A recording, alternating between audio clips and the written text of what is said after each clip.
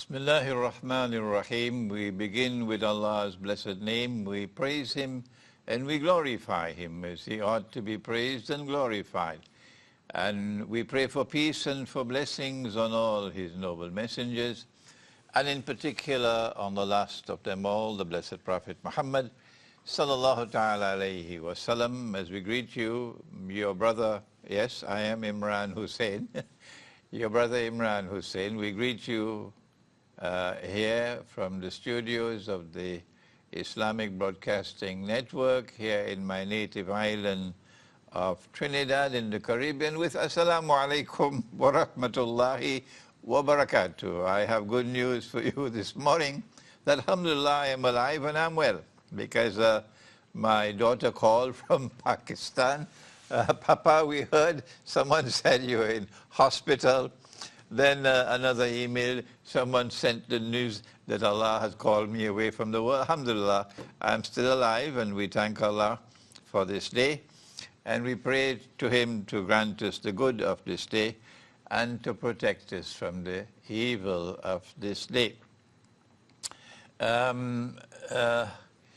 We made an announcement last week concerning a class which I'd like to conduct on how does the Quran explain the world today, and the class will be here in Trinidad. However, we do not as yet have confirmation of the venue of the class, so we'll have to wait for confirmation. But I asked that my telephone, my cell number be put at the bottom of the screen so that you can call to confirm that you'd like to attend the class. And I got a call all the way from New Zealand. we put the number at the bottom for people from Trinidad who would like to call.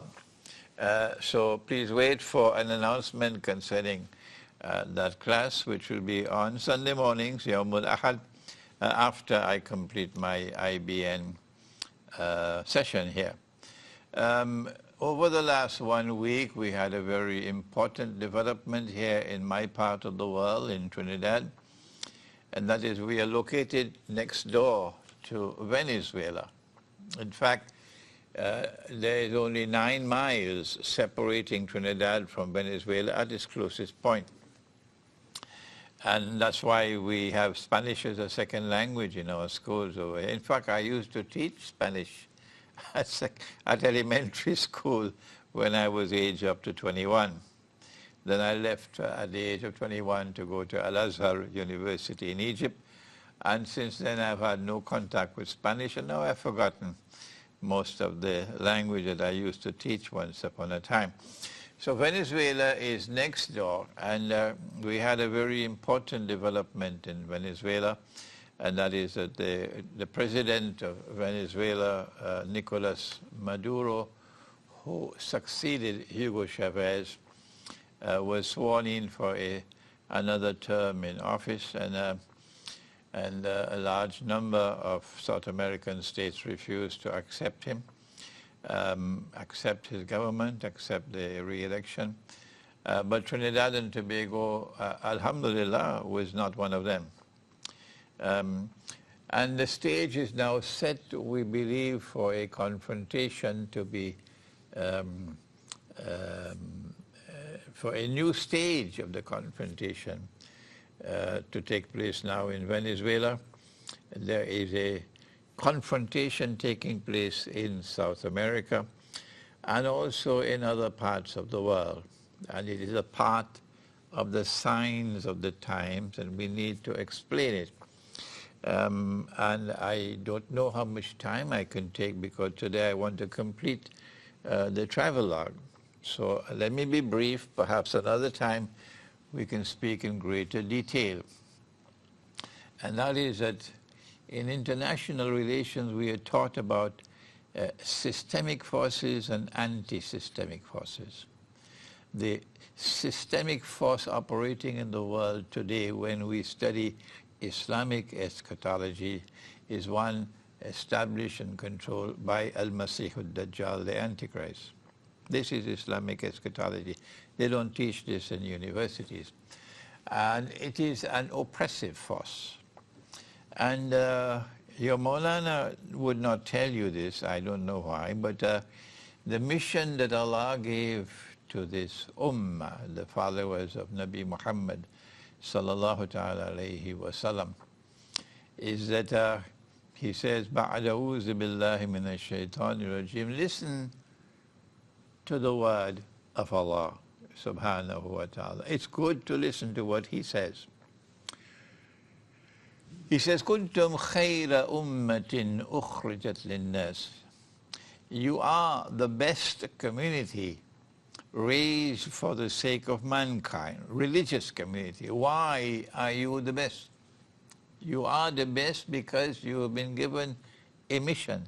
If you are a Muslim, then this is your mission for which Allah has established this ummah. If you betray this mission, then you will pay a price for it. What is the mission? Are you listening?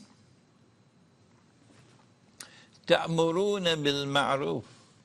That if it is right, you must stand up for it. وَتَنْهَوْنَ عَنِ الْمُنْكَرِ. And if it is wrong and it is evil and it is unjust and it is oppression, you must stand up against it. That is what this ummah was created for. وَتُؤْمِنُونَ بِاللَّهِ. And you must perform this mission while having faith in Allah. Today, there is oppression all over the world. And the oppression is coming from modern Western civilization. Nowhere is this oppression more intense and more dangerous than in the economy. Yes, in the economy, in the market, in the money that we use. And yet, the scholars of Islam have today failed, and failed miserably, in even understanding the oppression, far less having the courage and the integrity to stand up against the oppressor. Most people say, no, we can't do that. If we stand up against the oppressor, they will say we are terrorists. If we stand up against the oppressor, our business will collapse. If we stand up to the oppressor, we won't be able to travel. It is more important for us to have freedom to travel than to be faithful to Allah Most High. That is the Islam that we follow. That is the Islam that we have. That it is more important for us to have the freedom to travel than to be faithful to Allah and His Messenger. Yes, wait. Wait until the day you die, and you'll get the surprise of your life. Yes. There is more oppression in the world today than ever before. And the greatest oppressor of all is modern Western civilization, which is headed by the United States of America. If you go to the Quran and you study the Quran will tell you about modern Western civilization. But the Darul Uloom doesn't teach the Quran anymore.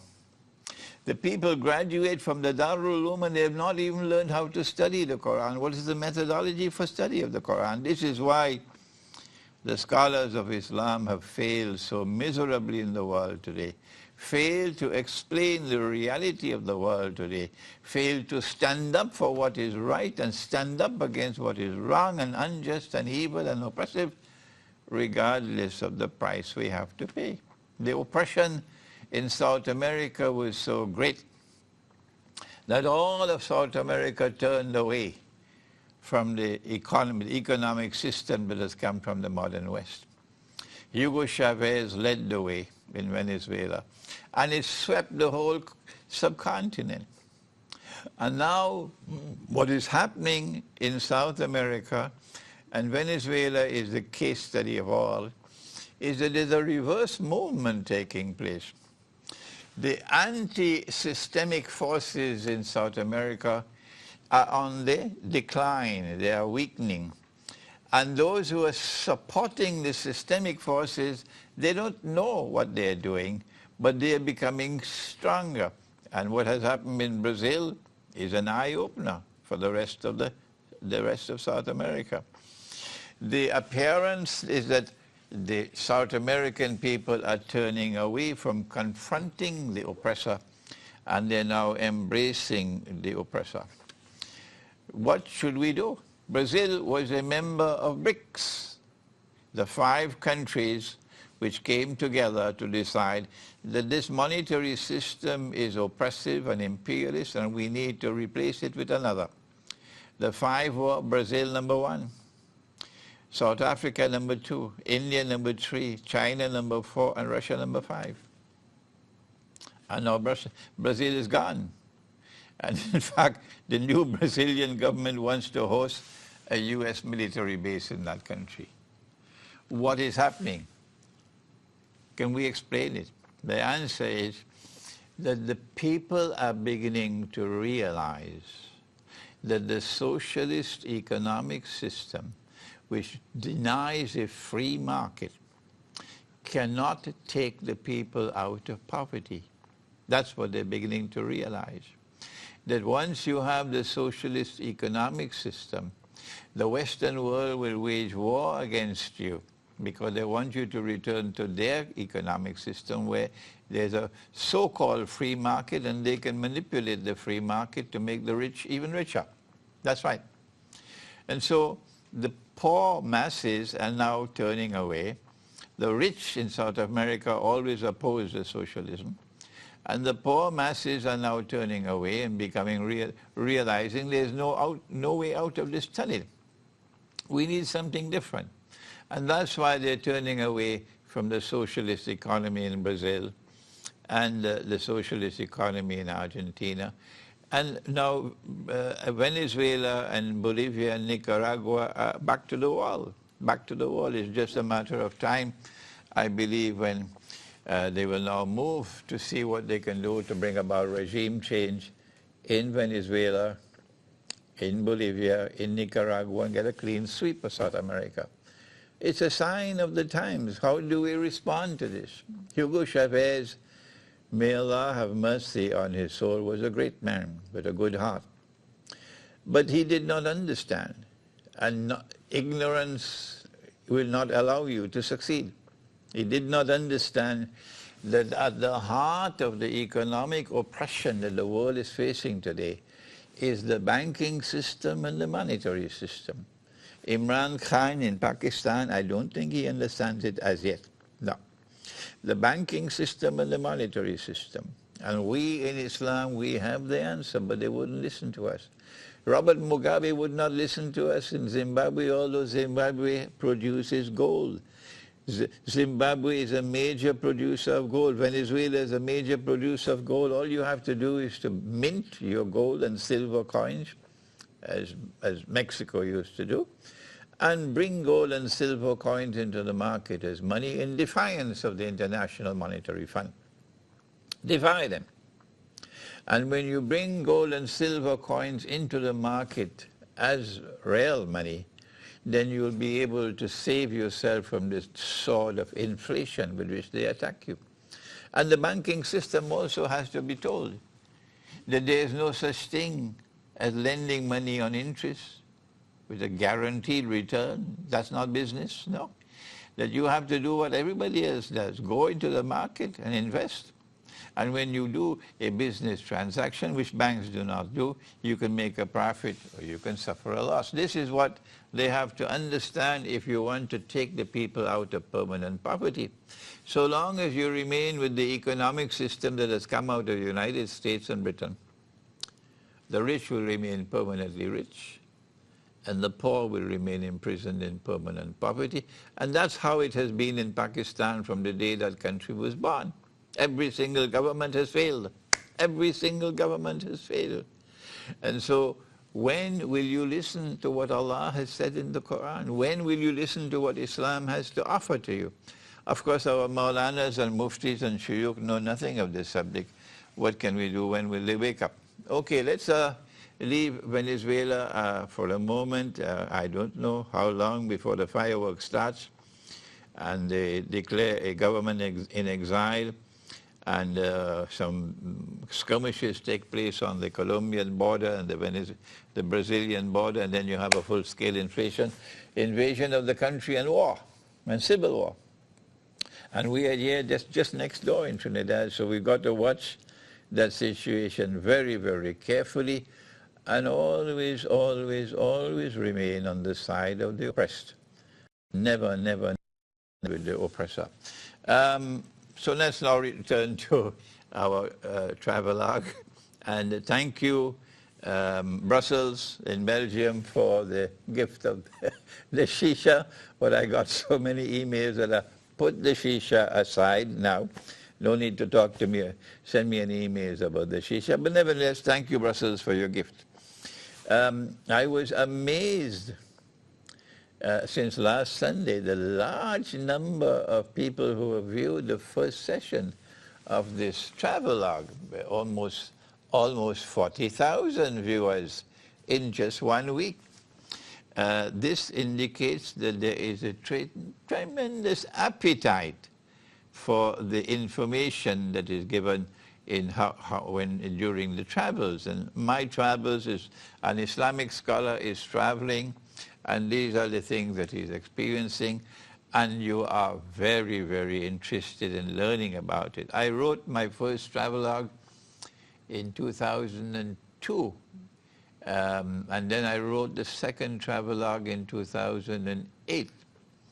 The second one was published, and it's on my website, my bookstore. The first one I still have at home. Maybe I should combine the two.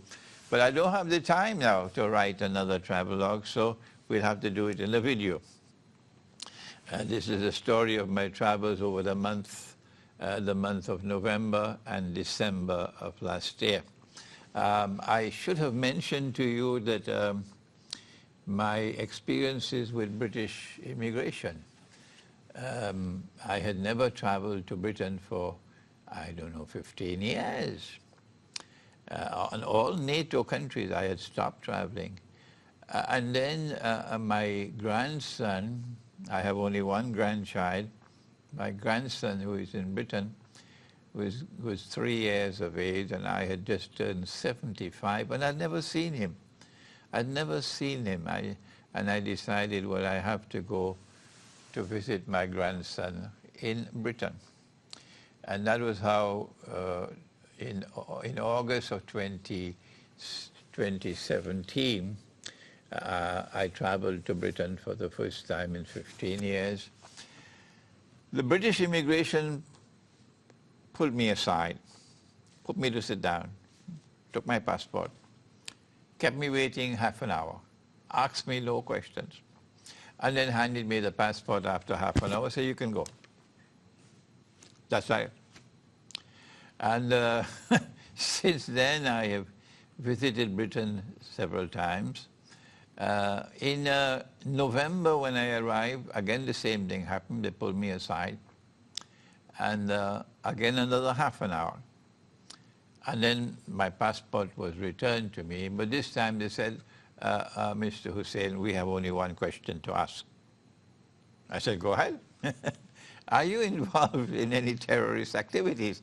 So I started to laugh. And then the officer also laughed. He said, well, we have to ask you the question. That was it. I had no problem so far. And so long as British immigration does not prevent me from entering Britain, I have decided that I have to continue to enter into Britain. Why? Let me explain to you why. I have realized as a consequence of visiting Britain that there is an immense, an enormous appetite amongst young Muslims in Britain, mostly those who are the children of Pakistani immigrants, for Islamic eschatology. They are hungry for this knowledge. And many of them are graduates of Darul Uloom. They come to me, we don't mind if we have to pick up your bag and be close to you. We want to learn from you, because they're not getting the knowledge from the Darul Uloom. And they have as a consequence of being born in Britain and exposure to a Western society, they have this enormous appetite to get the knowledge, what Allah and His Messenger have given, which explains modern Western civilization and explains the world today. And they find that they can get this knowledge from me. And that's why they're coming to me. As I began to teach the subject in Britain, I noticed something strange, that the masajid began to close their doors on me. And the Darul Uloom in Britain are beginning to be very, very negative towards me. And a masjid, for example, will invite me, as one did in Birmingham.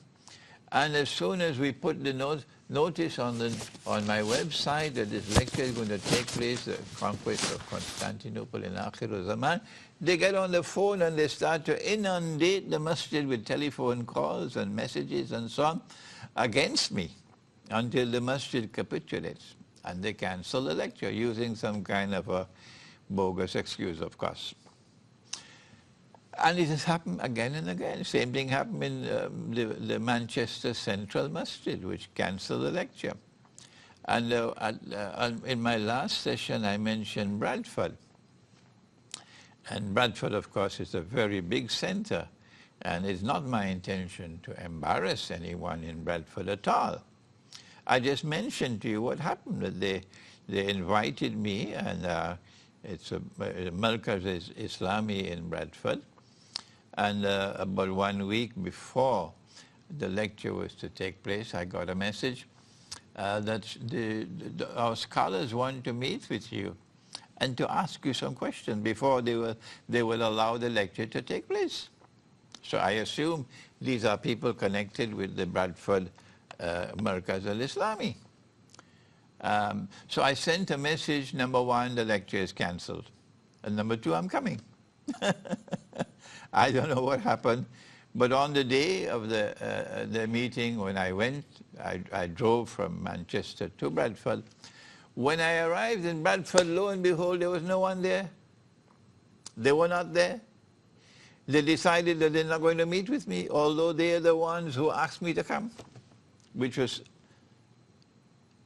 you can't be annoyed with me for saying this, which was a terrible act of disrespect, yes. Lack of manners, lack of courtesy, an insult. You asked me to come. You want to ask me any questions? Fine, I'm here. Why are you not there? I don't know who they are, and I have not made any effort to identify who these people were, and I will not do that because I don't want to embarrass them. No, that's not my style. But the head of the institution said to me, well, we never had any problems, so you're welcome to come anytime. I don't know why they had these questions to ask you. Bismillah.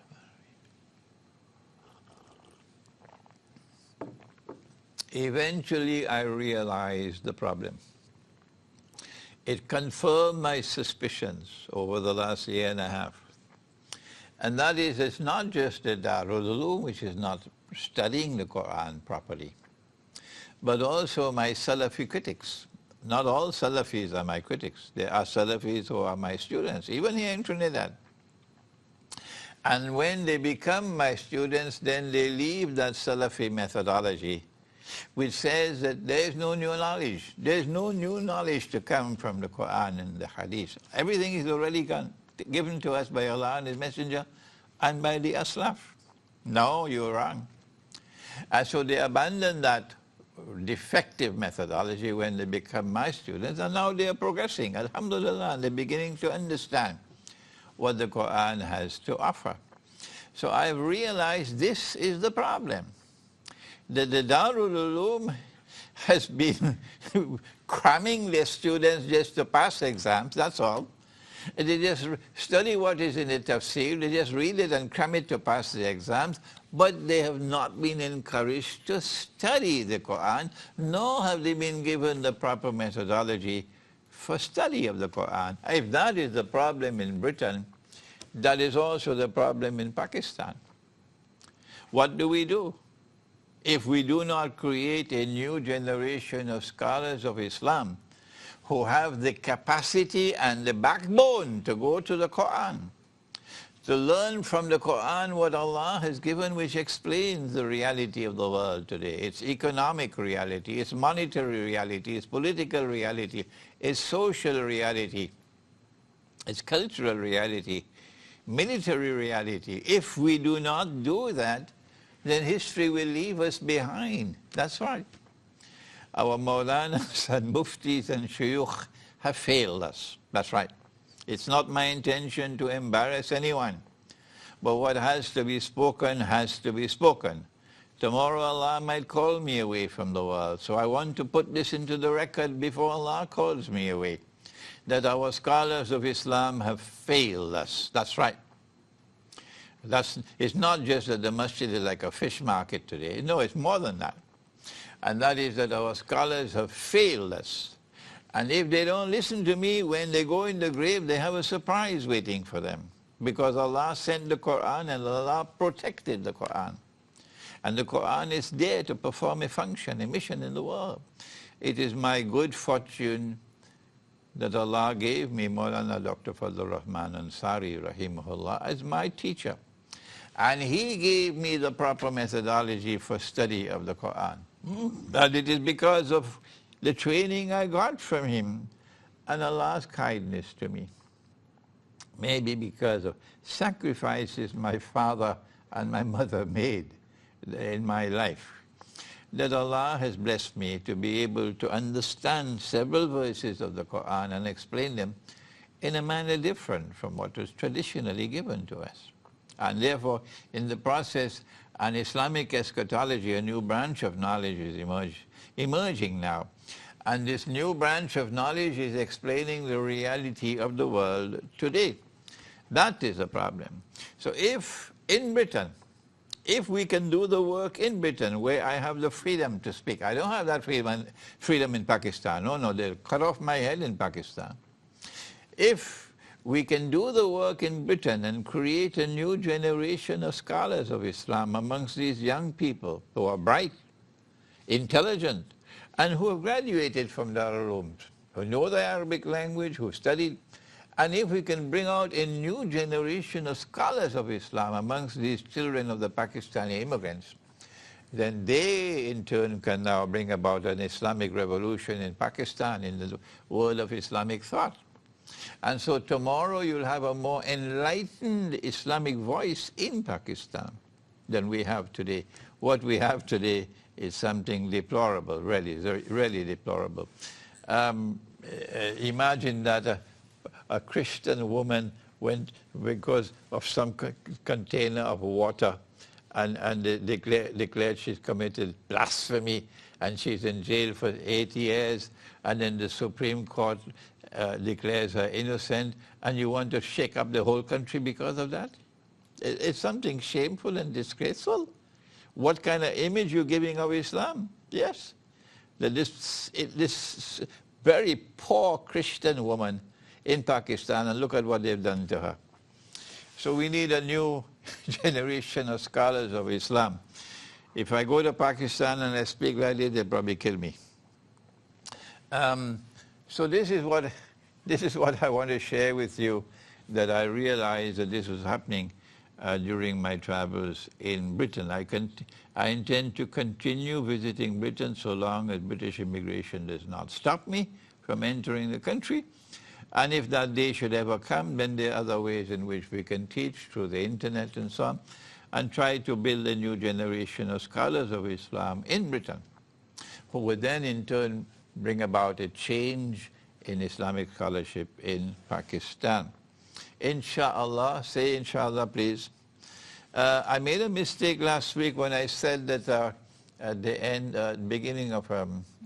of July, I conducted a seminar in poems on the subject of Surah Al-Kahf and Islamic eschatology. In fact, no, it was an introduction to Islamic eschatology. And the second seminar, which was conducted in December, was on Surah Al-Kahf and Islamic eschatology. I forgot to also mention something extraordinary. When I visited the Roman Catholic monastery in Pluscarton in the north of Scotland, remember I had gone to the monastery to meet with the head of the monastery. Britain doesn't use the term monastery anymore, they say abbey. And the head monk they call the abbot. So his name was Father Anselm, and his deputy was Father Giles, and They were both very, very respectful to me, and treated me with very great courtesy. And I had 2 hours of discussion, one-on-one, with both of them. Then after I mentioned what happened in that discussion to you last week.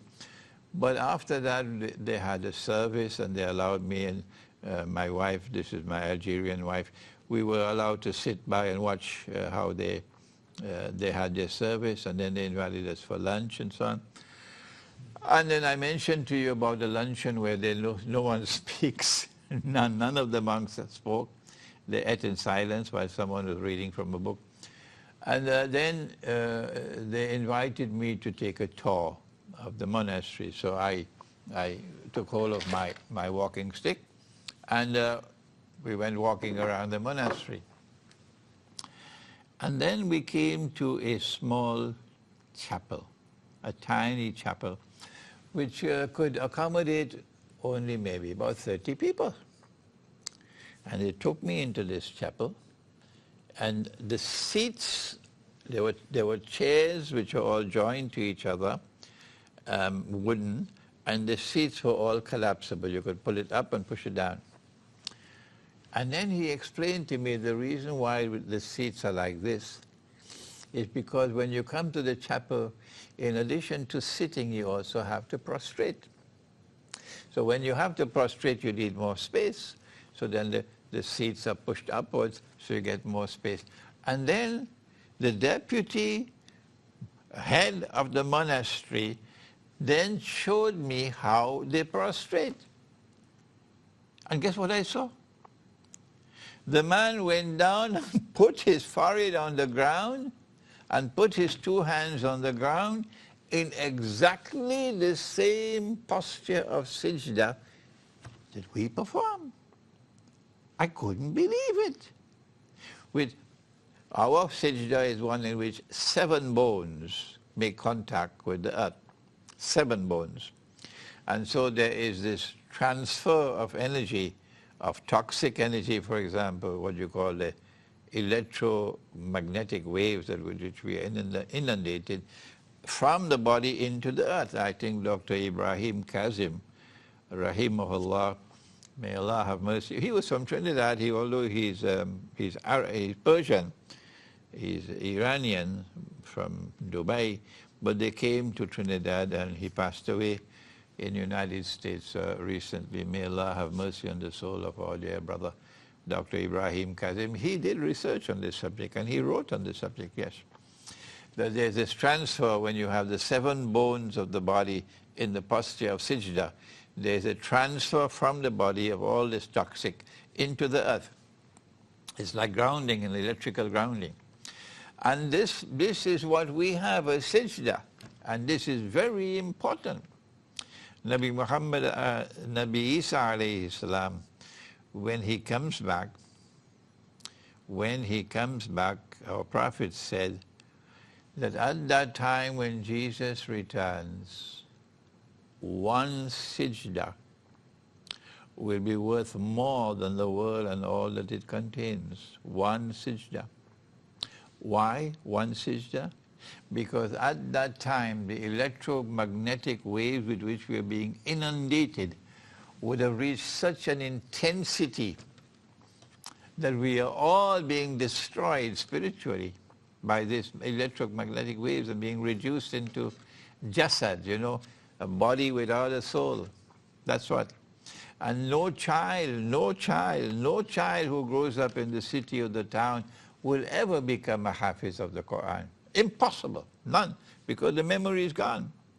I had a 1-hour session with some little girls in Barakpur, maybe a year ago, and I just tested them with 5 surahs of the Quran, just to memorize the names of the first 5 surahs, and you can imagine the weakness of their memory, all because of the smartphone and the wireless internet and the electromagnetic waves in which are being damaged.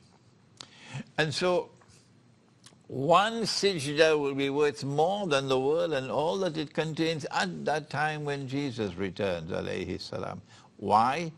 Because of this danger. that is now coming, and I recognize it as Dabbatul Ard, of the earth, the creature of the earth, which is one of the signs of the last day. And so I saw the deputy head of the monastery go down in sijda in front of me to show me how they prostrate, exactly the way we prostrate.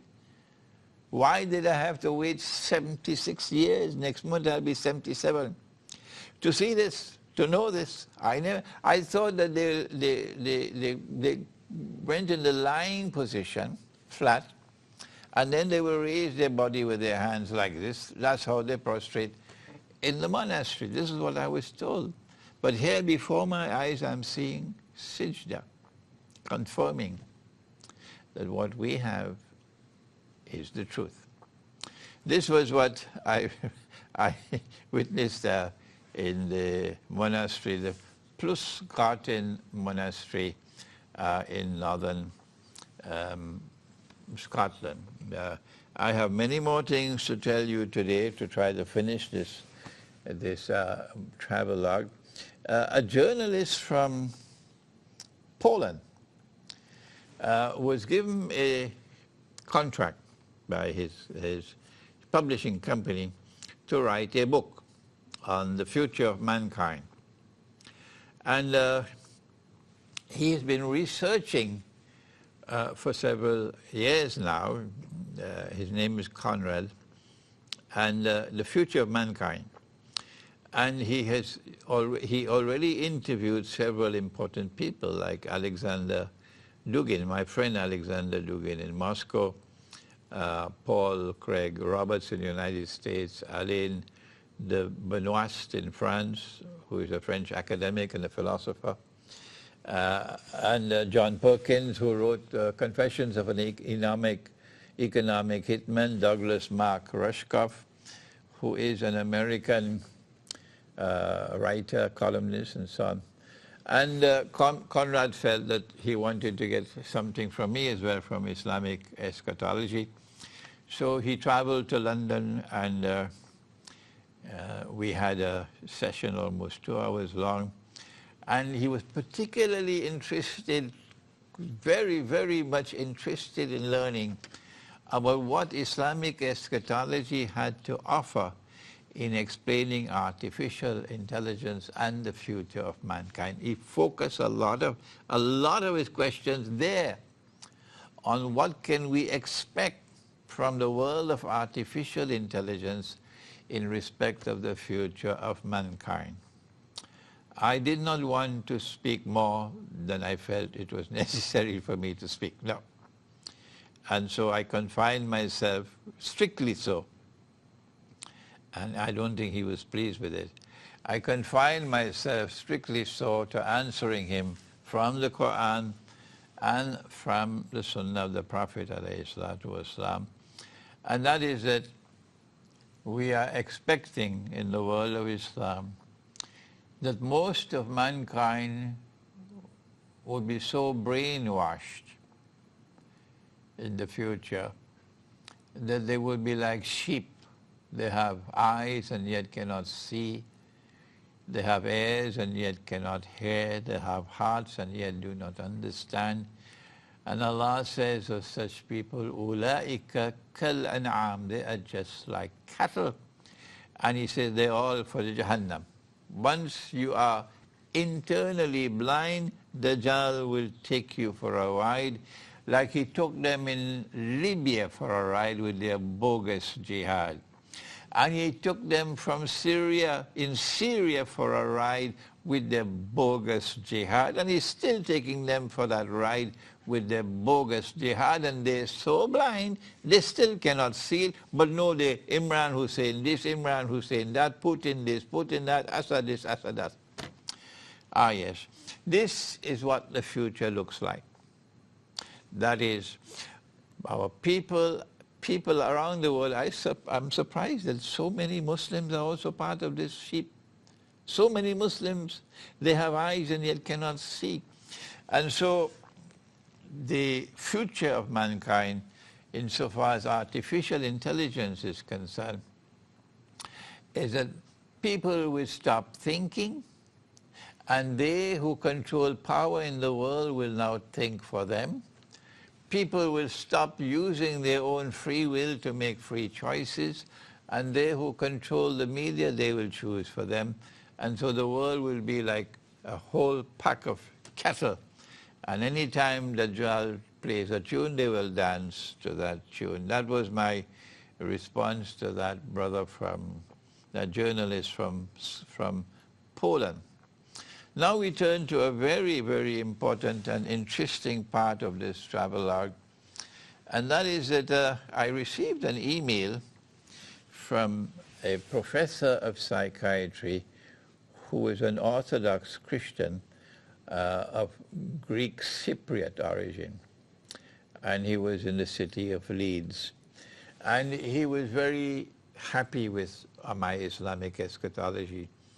He complimented me on it and so on. And I started corresponding with him. And then he agreed that he will get an invitation for me to come and lecture at his church or his cathedral in Leeds, an Orthodox Christian cathedral or church.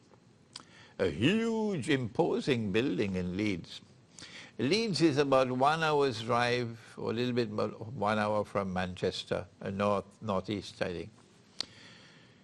So I was excited. I'm going to an Orthodox Christian church to speak. In Russia, I went and visited the cathedrals and so on, but not a chance to speak. And now I'm being allowed to speak. But on the day of the lecture, at the it's Greek Orthodox Christian in Leeds, to my surprise, I found that 90% of my audience were Muslims.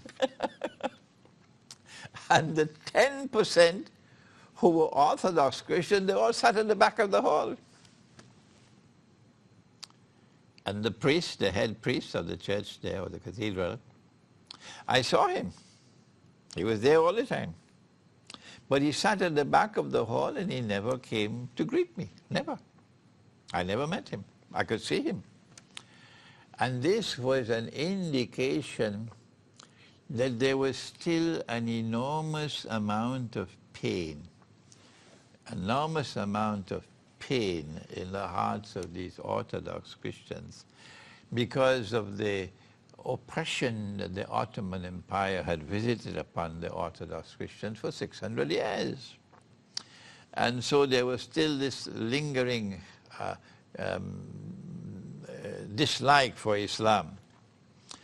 And so my lecture was a groundbreaking event for an Orthodox Christian church, an Islamic scholar coming. And I talked on the conquest of Constantinople in Akhir Zaman. Bismillah. The Council for Cyprus in the United Britain also attended the lecture, and he had a private meeting with me before the lecture.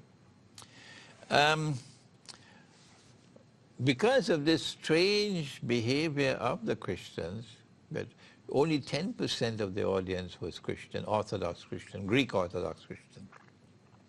And because of the strange behavior of the priest who never came to greet me, I felt not only disappointed, but I realized that we had more work to do. We had more work to do. And so I asked my friend, the psychiatrist who invited me, I said, listen, I want to come back to Leeds, but let's have it as a dinner. And so we'll be able to freely talk with each other. And you must invite the Orthodox Christians to come, and there will only be 3 of us Muslims, me, my wife, and Imam Jalaluddin, who will be driving us. So he agreed. And he arranged the dinner in a Lebanese, a halal restaurant outside of Leeds in a place called Huddersfield, is it? Huddersfield? I think so. And on the day of the dinner, which was December the 11th, a Tuesday, another psychiatrist in Manchester, who was my host in Manchester, in fact, his parents were from Bangladesh, where he was born in, maybe born in Britain. And he had a 2-bedroom apartment, and he made that available for us. My wife and I stayed in that apartment for 1 week in Manchester. He said, "Can I go with you?" I said, "Okay, come along." So now I have a psychiatrist with me. I have Imam Jalaluddin with me, and my wife and I, and we drove to this dinner. And the Orthodox Christians who were present were all very highly qualified people. One of them was a psychiatrist, others were medical doctors, one of them was a scientist, one of them was a specialist in artificial intelligence, and so on. These were very highly educated, and all of them were Greek Orthodox Christians. And we must have spent 3 to 4 hours in that restaurant. And guess what happened? They were all very polite with me. They all were very respectful with me. That's true. But when I tried to engage them in a serious discussion, I could get no way. They were not willing to engage me in any serious discussion. No. When I tried to reach out to them what the Quran had to say about the Christian world, the distinction between one part of the Christian world which refused to fish on the Sabbath day, and another part of the Christian world which went fishing on the Sabbath day. This is in Surah Al-A'raf of the Quran. And because I'm a good storyteller, and I'm trying to make it as interesting as I can, and you know, my style is also to give some jokes. And imagine, I make a joke, nobody laughs. That's bad news. That's bad news. I could not penetrate them. I'm saying this to you because I want that you should know that we have a lot of work to do with the Orthodox Christian world if we are to make any impression upon them. However, once the Great War takes place, which is coming soon, don't ask me how soon, I don't know, but it's coming soon. The next event to take place after the Great War would be the conquest of Constantinople. That is the prophecy of Nabi Muhammad alayhi salatu wasalam. When the conquest of Constantinople takes place, then there is a short period of time between the Great War and the Khuruj, or Dajjal appearing, the Antichrist appearing in human form. I mentioned to you, one hadith says 7 months, the other one says 7 years. Abu Dawood says the 7 years is the more correct one. The Sunan of Abu Dawood. So, it's a very brief period of time. The conquest of Constantinople is just around the corner. And once the Muslim army conquers Constantinople, today it's called Istanbul, I have a book on this subject which has just been printed in Malaysia, and a shipment will be on its way to Britain, and you can order the book from my bookstore, imranhosein.com. It's available now. We've just got it from the printery. And I have a few copies coming to Trinidad, only about 25 copies. So once the conquest of Constantinople takes place, then, this is my opinion, this is the reason why a Muslim army is going to conquer Constantinople, because when we conquer Constantinople, we're going to return Hagia Sophia to the Orthodox Christian world. And that is going to break the ice. That's going to break the ice. And then the Orthodox Christian world and the world of Islam will be able to come together closer in friendship and in alliance. I would have liked to speak upon a number of other subjects left. We're going to have to do another session on my travelogue to complete it. But this is enough for today. I've been told time is up for today.